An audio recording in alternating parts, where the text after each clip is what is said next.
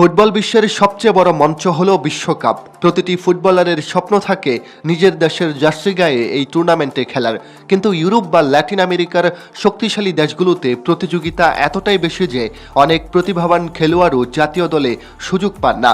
তখন তাদের সামনে খুলে যায় আরেকটি পথ, পারিবারিক শিকড় বা জন্মসূত্রের অন্য কোনো দেশের হয়ে খেলার সুযোগ।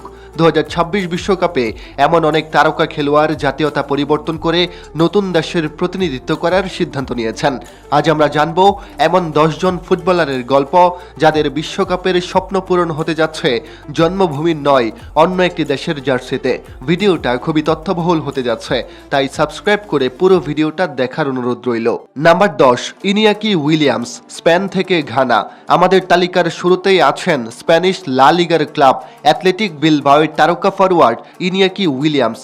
স্পেনের বিলবাও শহরে জন্ম নেওয়া এই গতিময় স্ট্রাইকার স্পেনের অনূর্ধ্ব 21 দলের হয়ে খেলেছেন, এমনকি স্পেনের সিনিয়র দলের হয়ে একটি প্রীতি ম্যাচও খেলেছিলেন।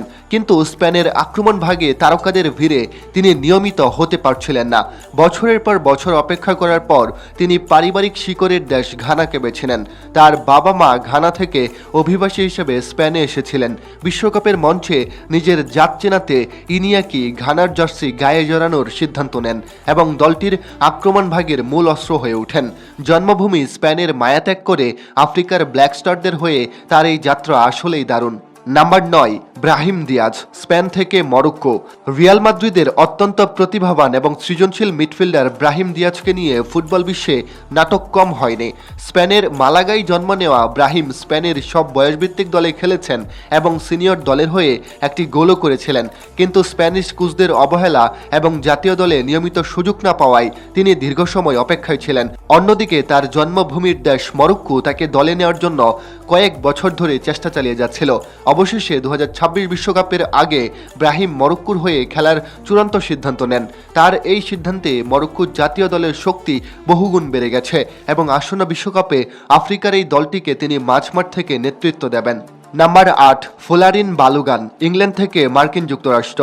নিউ ইয়র্কে জন্ম নেওয়া ফোলারিন বালুগান খুব ছোটবেলা থেকেই সপরিবারে ইংল্যান্ডে চলে যান। আর্সেনালের একাডেমিতে বেড়ে ওঠায় তরুণ স্ট্রাইকার ইংল্যান্ডের যুব দলগুলোর হয়ে নিয়মিত গোল মেশিন ছিলেন। ইংল্যান্ড অনূর্ধ্ব 21 দলের হয়ে তিনি দুর্দান্ত পারফর্ম করেন, কিন্তু ইংল্যান্ডের মূল দলে হ্যারি কেইনের মতো বিশ্বমানের স্ট্রাইকার থাকায় তার সুযোগ পাওয়া কঠিন হয়ে দাঁড়িয়েছিল। এই সুযোগটি কাজে লাগায় মার্কিন যুক্তরাষ্ট্র। যেহেতু তার জন্ম আমেরিকায়, তাই তারা বালুগানকে তাদের দেশের হয়ে খেলার প্রস্তাব দেয়। দীর্ঘ আলোচনার পর বালুগান ইংল্যান্ড ছেড়ে মার্কিন যুক্তরাষ্ট্রকে বেছে নেন। 2026 বিশ্বকাপের সহ আয়োজক আমেরিকার আক্রমণ ভাগের প্রধান ভরসা এখন এই প্রতিভাবান তরুণ ফুটবলার। নাম্বার 7, আইমেরিক লাপোর্ট, ফ্রান্স থেকে স্পেন। এই তালিকার অন্যতম সফল এবং হাই প্রোফাইল ডিফেন্ডার হলেন আইমেরিক লাপোর্ট। ফ্রান্সে জন্ম নেওয়া লাপোর্ট ফরাসি যুব দলের অধিনায়ক ছিলেন। ম্যানচেস্টার সিটির হয়ে বছরের পর বছর দুর্দান্ত খেললেও ফ্রান্সের জাতীয় দলের কোচ তাকে দলে ডাকছিলেন না। বছরের পর বছর এই অবহেলা সহ্য করতে না পেরে লাপোর্ট স্পেনের নাগরিকত্ব গ্রহণ করেন। স্পেনের হয়ে তিনি ইতিমধ্যেই ইউরো কাপ জিতেছেন এবং রক্ষণভাগের প্রধান সেনাপতিতে পরিণত হয়েছেন।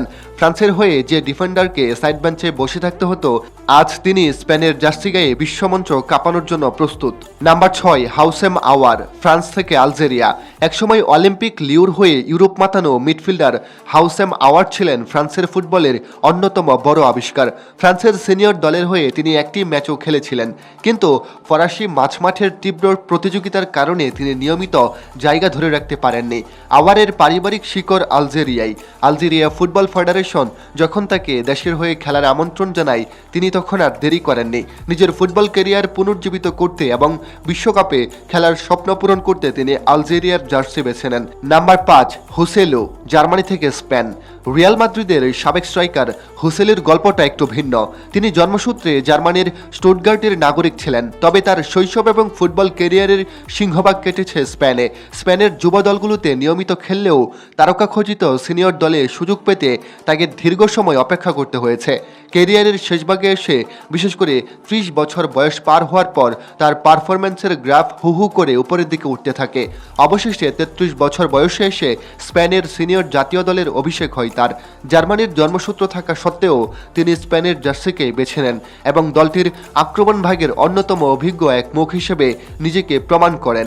নাম্বার 4, আমাদ দিয়ালো, ঘিনি থেকে আইভরি কোস্ট। ম্যানচেস্টার ইউনাইটেডের উইঙ্গার আমাদ দিয়ালোর জন্ম পশ্চিম আফ্রিকার দেশ ঘিনিতে, কিন্তু খুব ছোট বয়সেই তিনি আইভরি কোস্টে চলে যান এবং পরবর্তীতে ইতালিতে পাড়ি জমান। ফুটবলার হিসেবে তার বেড়ে ওঠার পেছনে আইভরি কোস্টের অবদান ছিল অনেক বেশি। ঘিনি তাকে জাতীয় দলে চেয়েছিল, কিন্তু আমাদ আইভরি কোস্টের সোনালী প্রজন্মের অংশ হওয়ার সিদ্ধান্ত নেন। তার গতি এবং ড্রিবলিং স্কিল আইভরি কোস্টের আক্রমণ ভাগকে অনেক বেশি শক্তিশালী করেছে। 2026 বিশ্বকাপে এই আফ্রিকান জায়ান্টদের হয়ে তিনি বিশ্বকাপ মাতাবেন। নাম্বার 3, জিওভানি রেইনা, ইংল্যান্ড থেকে মার্কিন যুক্তরাষ্ট্র।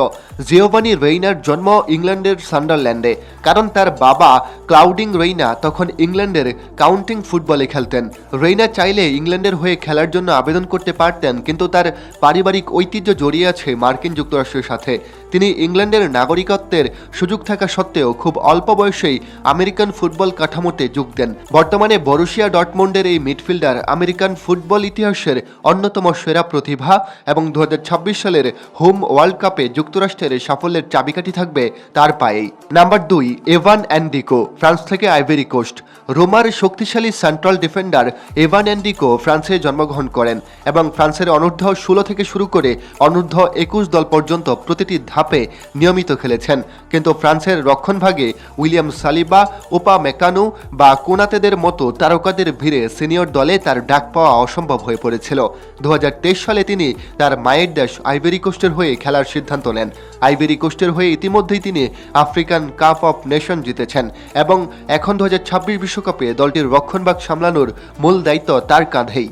নাম্বার 1, মাতেও রেতেগুই, আর্জেন্টিনা থেকে ইতালি। আমাদের তালিকার 1 নম্বরে আছেন মাতেও রেতেগুই, যার গল্পটি ফুটবল বিশ্বের অন্যতম নাটকীয় ঘটনা। রেতেগুইয়ের জন্ম ও বেড়ে ওঠা ফুটবলের দেশ আর্জেন্টিনায়।